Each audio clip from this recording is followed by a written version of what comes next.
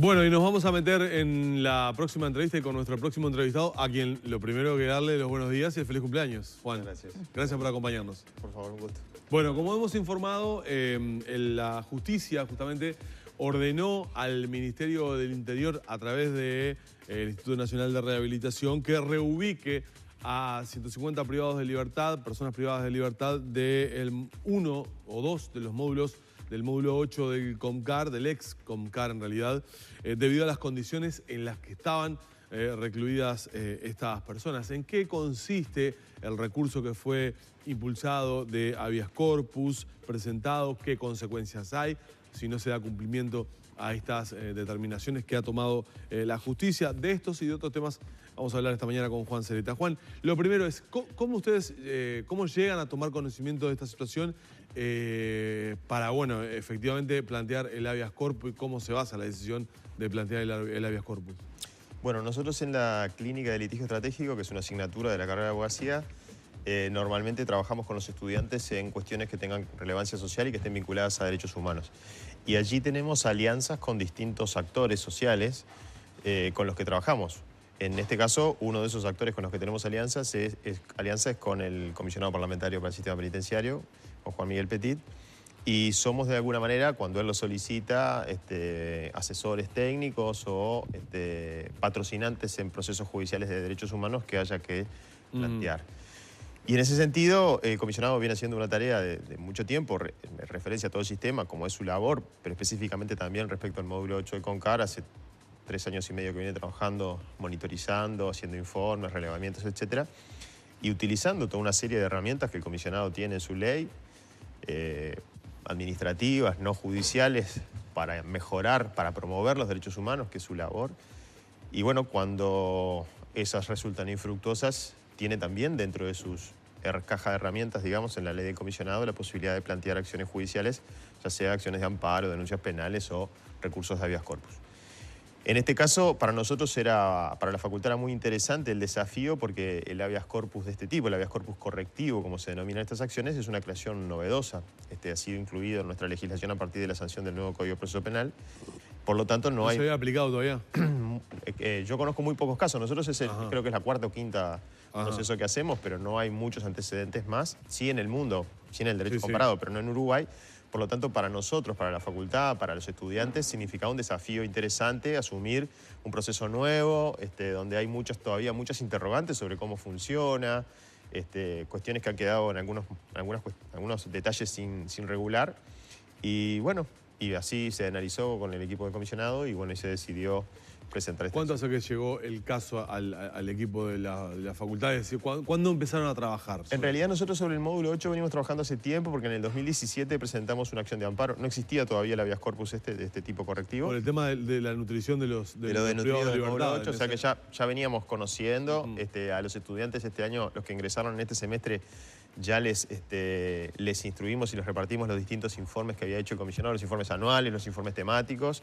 Les distribuimos también las reglas Mandela de Naciones Unidas para que fueran estudiando. Y bueno, y en el transcurso del semestre empezamos a trabajar sobre eso, se empezó a analizar esta situación, se hizo un relevamiento reciente, el 26 de abril se hizo un relevamiento especial, celda por celda, de los sectores C1 y C2 del módulo 8, el equipo del comisionado. Y a propósito de ese informe, que hay que decir que el comisionado tiene un equipo que integran una serie de profesionales de distintas áreas del conocimiento, abogados, sociólogos, arquitectos, trabajadores sociales, psicólogos, etcétera, etcétera, que le permite tener un abordaje bastante multidisciplinario a la situación de las cárceles. Y en función de ese informe y ante el fracaso de otras gestiones que se habían hecho, a pesar de los esfuerzos que el propio comisionado reconoce que ha venido haciendo el INR para intentar paliar esta situación, pero bueno, lamentablemente no se había logrado, es que se decide presentar esta acción judicial. ¿A qué se obliga ahora entonces al Estado, al Ministerio del Interior, al INR, a partir de este recurso, cuando justamente, si bien ya se había notificado de situación de violación de derechos humanos y no se había podido corregir, ¿no? Bueno, nosotros hemos pedido dos cosas diferentes en el mismo recurso. Uno era el cierre de los sectores C1 y C2 del módulo 8, que son sectores que alojan a presos sin condena, o sea, personas todavía inocentes. prisión preventiva. En prisión preventiva. Ahí se ordenó, se hizo lugar a lo que pedíamos, se ordenó, si bien no se hizo en los mismos términos con la palabra cierre o clausura, pero se ordenó el realojo de las personas que estaban ahí, o sea que sean trasladadas a otros lugares donde sí se respeten sus derechos. Y respecto al módulo en su totalidad, se hizo lugar a la propia propuesta que el INR llevó a la audiencia, que era un plan de reestructuración, de mejoras de todo el módulo, para lo que el propio ministerio dijo que podía instrumentarlo para septiembre, por lo tanto el juez le dio plazo hasta el 30 de septiembre para informar, en un marco de cumplimiento de los estándares mínimos, que son los estándares mínimos de Naciones Unidas para el tratamiento de los reclusos, que son las conocidas reglas. Las reglas Mandela. Y concretamente, yo leía declaraciones de las autoridades del INR de las últimas horas donde dice que no tienen a dónde relojarlos, que los van a relojar pero no tienen lugar donde hacerlo. Sí, que esto les complica más, sí. ¿no? Bueno, en realidad todas las actividades de promoción de derechos humanos, judiciales y no judiciales, son un poco eso, ¿no? Son una piedra en el zapato para los que tienen que llevar a cabo las políticas públicas, pero es así. Es decir, es como cuando nosotros hacemos una acción por medicamentos, también el ministerio dice, bueno, pero yo no tenía previsto gastar esto en este medicamento. Bueno, pero habrá que buscar la manera de hacerlo.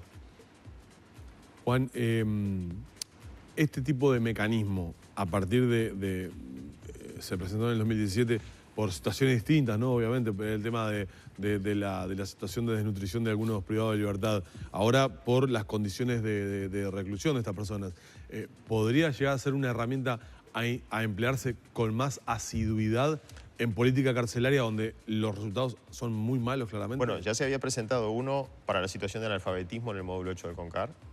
Se había presentado uno por la situación de los celdarios de la cárcel de Libertad. Se había presentado uno por la cárcel de Canelones y se presentó uno por la cárcel de Soriano. Es decir, ¿en todos prosperaron los pedidos? En algunos se llegó a acuerdos con la autoridad, sí. Y en los que hubo sentencia, este es uno que hubo sentencia, en el de Soriano también hubo sentencia de condena.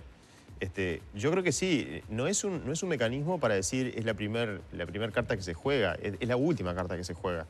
Siempre se intentan agotar una serie de pasos previos para que no sea necesario recurrir a la justicia. La justicia siempre es la última alternativa, una solución de último recurso.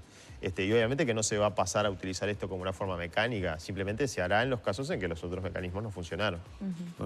Juan, y después de esta resolución, ¿hubo contactos con el ministerio, con el instituto? Es decir, ¿hubo algún tipo de contacto a partir de que se conoció la decisión judicial?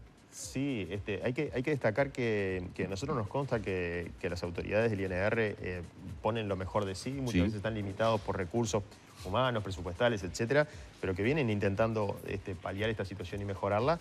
Y bueno, el equipo del comisionado y el comisionado está en trato cotidiano porque conviven todos los días intentando hacer frente a esta situación. O sea que sí, contacto es cotidiano, no en el caso nuestro, que hacemos una tarea técnica simplemente, pero en el caso del comisionado y su equipo sí, es una relación de todos los días. Y volviendo al tema, con ese contacto que tuvieron, para el caso de que no se pudiera llevar adelante, es decir, porque estamos como una suerte de callejón sin salida, tal vez no, tal vez eso es lo que se plantea porque hubo cierto grado de pereza o las dificultades no se quisieron enfrentar y esto precipita a que exista una solución. Pero si no fuera así, ¿qué conflicto se genera al existir una orden judicial de tener que hacer el traslado de los reclusos?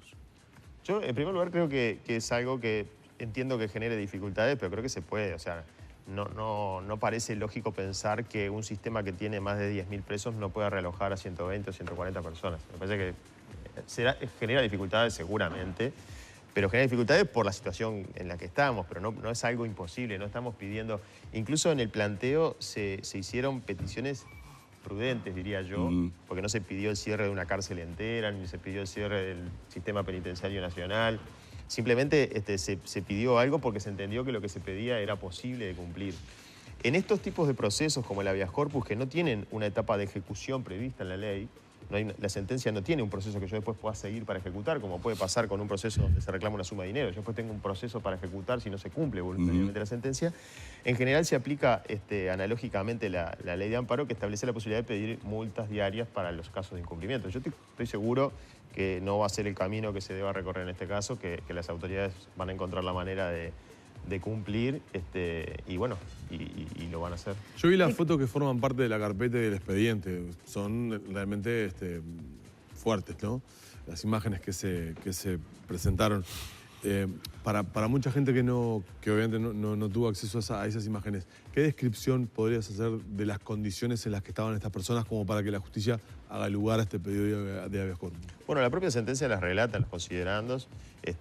Son condiciones inadmisibles en términos de parámetros de derechos básicos, ¿no? Es decir, bueno, desde que no hay... Desde que los baños están... Primero, no hay un baño separado del resto de la celda. El baño es parte de la celda, donde normalmente hay más de 3 o 4 personas, a veces 5, a veces 6 personas en celdas que son previstas para 2 o 3 reclusos. Las condiciones de higiene son pésimas, no hay ducha, faltan elementos de limpieza, no hay sistema de recolección de residuos ordenados, sino que la basura se tira por la ventana. Bueno, la energía eléctrica, la instalación es totalmente precaria. Una serie de dificultades en el acceso a la salud, bueno, de actividades prácticamente nulas, imposibilidad de salir de la celda con periodos muy prolongados de encierro, toda una serie de cuestiones que son muy... ¿Y quiénes son los privados de libertad que estaban en estos momentos? En C1 y C2 son todos presos sin condena, es decir, están sometidos a un proceso, pero aún no sabemos, no tienen sentencia. ¿Tienen en carpeta otros recursos de cara al futuro y qué repercusión piensan que esto puede tener? De hecho, ni bien se conoció esta noticia, hubo una pequeña revuelta, ¿no? en la cárcel de presos que exigían mejores condiciones y que denunciaban problemas de relacionamiento. ¿Esto podría tener una repercusión en ese sentido? Yo creo que tenemos que... es una herramienta nueva, un instrumento nuevo, y tenemos que todos los actores aprender a convivir con que esto es una realidad. La posibilidad de que la justicia intervenga es una nueva realidad para los uruguayos, que llega un poco tarde, pero bueno, pero llega. Y respecto a las circunstancias en las que se dan, cuando nosotros tenemos un sistema que vulnera derechos, las reacciones pueden ser múltiples. Yo diría que el planteamiento a través de la justicia es uno de los mecanismos más civilizados, por eso tenemos que promoverlo. Que en lugar de que ante situaciones de vulneración se produzca un motín o se produzca el incendio de una cárcel o se produzcan otros actos violentos, que todo esto se encarrile por el camino de la justicia, que sea un juez el que intervenga, que el planteo se haga de manera civilizada, esgrimiendo argumentos, donde el Estado tiene la posibilidad de defenderse y de hacer sus descargos, se tiene posibilidad de diligenciar prueba, y bueno, me parece que es bueno para el sistema que estas discusiones se generen en el ámbito donde se puede discutir civilizadamente y no exploten como explotan en otros lugares o en el propio Uruguay. El sistema penitenciario en algún momento, estas condiciones son inadmisibles y en algún momento hacen eclosión, y bueno, eso es mucho peor que plantearlo civilizadamente a través de la justicia. ¿Las personas privadas de libertad tienen acceso a plantear un recurso como este, por ejemplo? Bueno, evidentemente tienen dificultades, por eso también el interés nuestro desde la universidad de involucrarnos en estos temas. Nosotros estamos decididos fuertemente a involucrarnos y a trabajar justamente con los sectores de la sociedad que más dificultades tienen. Y este es uno de ellos. El acceso a la justicia es una dificultad para estas personas, como es para otros por razones económicas, como es para otros por otras circunstancias de vulnerabilidad. Y por eso entendemos que la universidad, como actor público, tiene que involucrarse con estas realidades. ¿Hay algún programa que van a desarrollar en ese sentido? Bueno, el programa programa no tenemos, pero lo que sí hay es esta intención, este convenio con el comisionado parlamentario, así como tenemos convenio con otras asociaciones, organizaciones no gubernamentales que trabajan en derechos humanos, así como hicimos convenio con la Asociación de Ayuda al Seropositivo para trabajar sobre HIV, hicimos convenio con el comisionado para trabajar con los privados de libertad, y bueno, y estos son los frutos de ese relacionamiento. Bien. Bueno, vamos a agradecerle una vez más al doctor Juan Sereta, abogado del Consultorio Jurídico de la Facultad de Derecho, estos minutos hoy en la mañana de Arriba Gente. Muchas gracias, Juan. A las órdenes. Bueno, muy bien. Vamos cerrando por aquí la entrevista junto al doctor Sereta.